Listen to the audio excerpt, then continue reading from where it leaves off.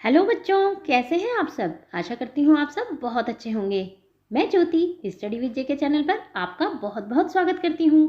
आज हम लोग करने वाले हैं कक्षा 5 हिंदी रिमझिम बुक से चैप्टर नंबर 10 एक दिन की बादशाहत की क्विज। तो चलिए इसको देख लेते हैं।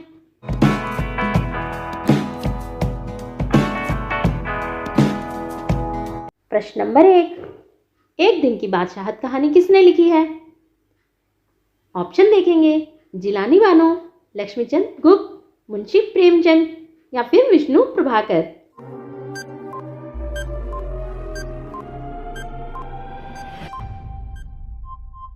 इसका जो सही आंसर है वो है जिलानी बानो। बच्चों, जो ये एक दिन की बादशाहत कहानी है ना, ये जिलानी बानो ने लिखी थी और उन्होंने इसको उर्दू भाषा में लिखा है और इसका हिंदी अनुवाद किया है लक्ष्मीचंद गुप्त ने। लक्ष्मीचंद गुप्त ने इस कहानी का हिंदी में अनुवाद किया है और जिलानी बानो ने इसको उर्दू भाषा में लिखा है। अब देख लेते हैं अगले प्रश्न को। प्रश्न नंबर 2, आरिफ सलीम चलो फौरन सो जाओ, ये बात कौन बोलता था। ऑप्शंस देखेंगे, अम्मी, दादी, अब्बू या फिर भाईजान।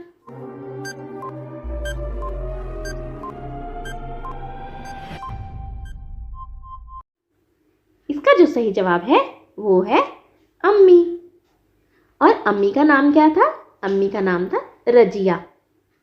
बच्चों, क्या आप बता सकते हो अम्मी, दादी, अब्बू और भाईजान में कौन सी संज्ञा है। तो इसमें जो है ना जातिवाचक संज्ञा है, लेकिन अगर हम रजिया कहेंगे कि रजिया में कौन सी संज्ञा है, तो रजिया में व्यक्तिवाचक संज्ञा है। अब देख लेते हैं अगले प्रश्न को। प्रश्न नंबर 3, गलत युग्म पर सही का निशान लगाइए। यहाँ पर कुछ शब्दार्थ दिए हुए हैं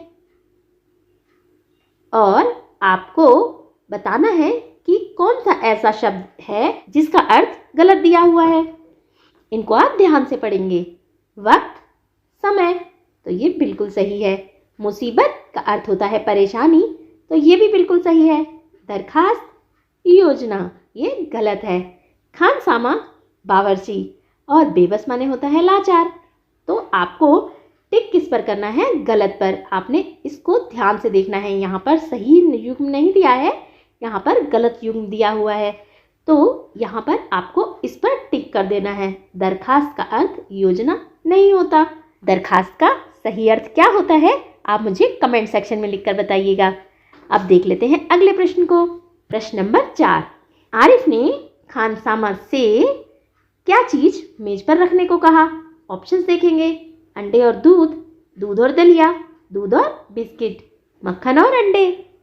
खानसामा किसको कहते हैं, खानसामा कहते हैं बावर्ची को। तो आरिफ ने बावर्ची को क्या चीज मेज पर रखने को कहा था।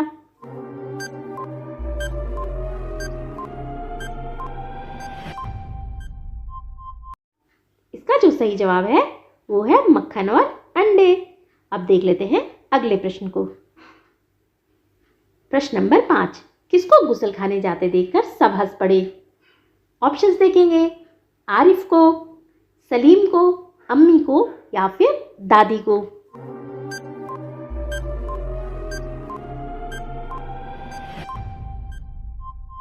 इसका जो सही जवाब है वो है अम्मी को।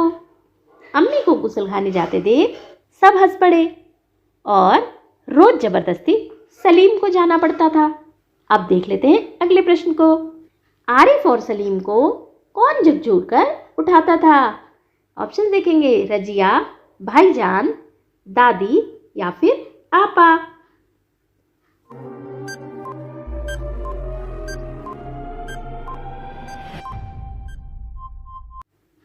इसका जो सही जवाब है वो है रजिया। कौन थी, वो आरिफ और सलीम की अम्मी का नाम था। अब देख लेते हैं नेक्स्ट क्वेश्चन को। प्रश्न नंबर 7, आरिफ और सलीम को क्या गाने का शौक था। ऑप्शन देखेंगे, कव्वाली, गजल, राग या फिर ये सभी।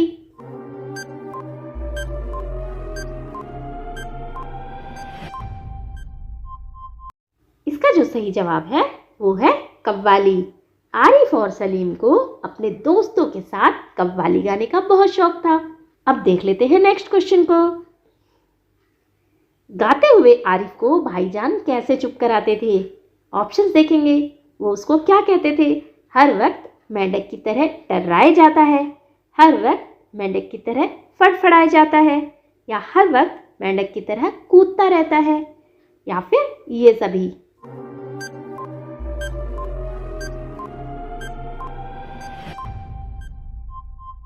इसका जो सही जवाब है वो है हर वक्त मेंढक की तरह टर्राया जाता है। नंबर 9, अम्मी को दांतों को मांजने के लिए किसने कहा? ऑप्शंस देखेंगे। आरिफ ने, सलीम ने, भाईजान ने, या फिर अब्बा ने।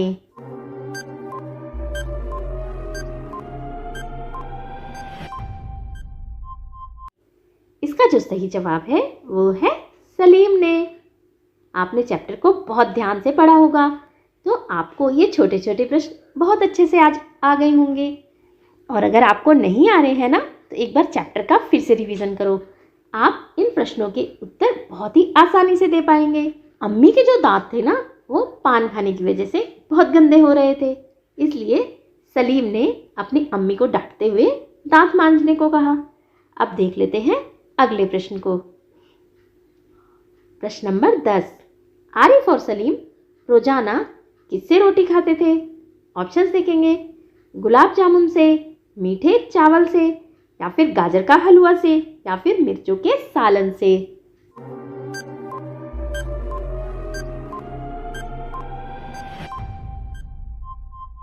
इसका जो सही जवाब है वो है मिर्चों के सालन से। आरिफ और सलीम रोजाना मिर्चों के सालन से रोटी खाते थे, और जब उन्हें एक दिन की बादशाहत मिली तो उन्होंने गुलाब जामुन और गाजर का हलवा खाने की बात की थी। अब देख लेते हैं नेक्स्ट क्वेश्चन को। प्रश्न नंबर 11, अपने दोस्तों के साथ फिल्म देखने कौन जा रहा था? ऑप्शन देखेंगे।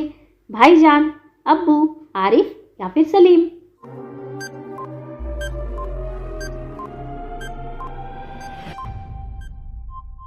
इसका जो सही जवाब है वो है भाईजान।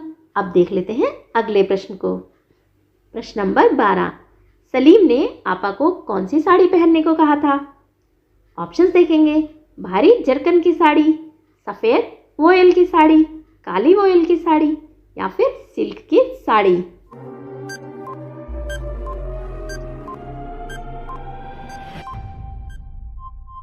इसका जो सही जवाब है वो है सफ़ेद वोयल की साड़ी। आपा किसको कहते हैं? ये एक उर्दू शब्द है, और आपा कहते हैं बड़ी बहन को। और खाला किसको कहते हैं? खाला कहते हैं मौसी को। अब देख लेते हैं नेक्स्ट क्वेश्चन को। प्रश्न नंबर 13, आरिफ ने दादी को क्या नहीं पीने को कहा? ऑप्शंस देखेंगे। दूध, कोल्ड ड्रिंक, हरीरा, या फिर चाय।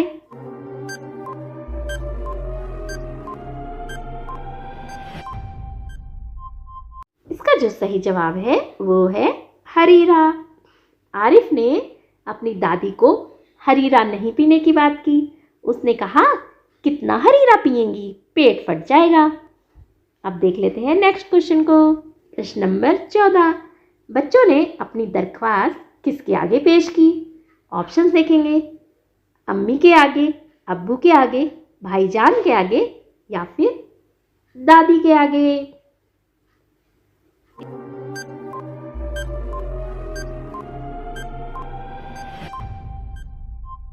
इसका जो सही जवाब है वो है अब्बू के आगे। बच्चों ने अपनी दरखास्त अब्बू के आगे रखी। उन्होंने अब्बू से दरख्वास्त की कि उन्हें एक दिन की बादशाहत मिल जाए, यानी वो एक दिन बड़ों वाले सारे रोल प्ले करेंगे, और जो बड़े होंगे उनको उनकी हर एक बात माननी पड़ेगी। और अब्बू जान झट से मान गए। मुआयना का अर्थ हो सकता है, आपको बताना है कि मुआयना का अर्थ क्या हो सकता है। निरीक्षण करना, मुंह के आगे आईना करना, तसल्ली देना, या फिर ये सभी।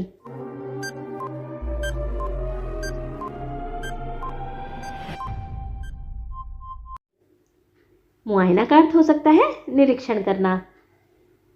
अब देख लेते हैं अगले प्रश्न को। प्रश्न नंबर 16, अम्मी के दांत क्या खाने से इतने गंदे हो गए थे? ऑप्शंस देखेंगे, पान, दूध बिस्किट, दलिया या फिर ये सभी।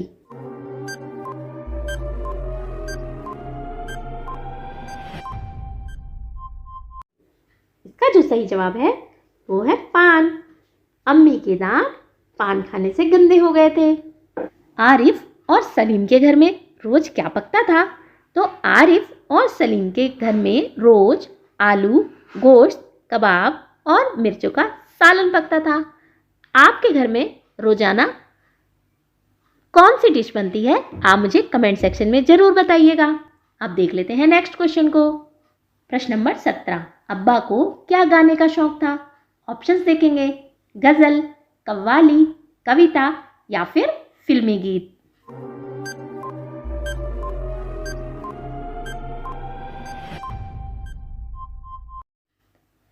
इसका जो सही जवाब है वो है गजल। अब्बा को गजल गाने का शौक था। अब्बा जब गजल सुना रहे थे ना अपने दोस्तों को, तो आरिफ जोर से चिल्लाया। उसने कहा, बस कीजिए अब्बा, फौरन ऑफिस जाइए, 10 बज गए।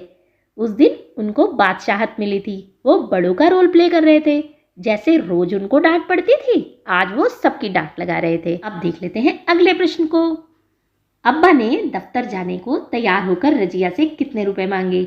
ऑप्शंस देखेंगे, 5, 10, 51 या फिर 1 रुपया।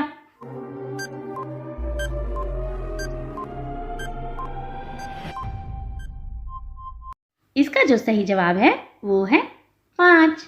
अब्बा जब दफ्तर जाने के लिए तैयार हो गए थे तो उन्होंने रजिया से 5 रुपए मांगे अपने जेब खर्च के लिए। और उन्होंने बाद में आरिफ और सलीम को भी रोज जेब खर्च देने को कहा। उन्होंने कितना जेब खर्च देने की बात की थी? आप मुझे कमेंट सेक्शन में ज़रूर बताइएगा।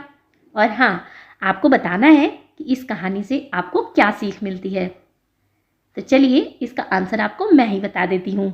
इस कहानी से हमको सीख मिलती है कि पाबंदियाँ चाहे छोटों पर हों या बड़ों पर सीमित होनी चाहिए। आपको बताना है कि आपको ये वीडियो कैसी लगी। अच्छी लगी हो तो इसको लाइक ज़रूर करें, अपने दोस्तों में ज़्यादा से ज़्यादा शेयर करें। जो लोग चैनल पर नए हैं चैनल को सब्सक्राइब कर लें। Thanks for watching. बहुत जल्द मिलेंगे हमारी नेक्स्ट वीडियो में। Till then bye.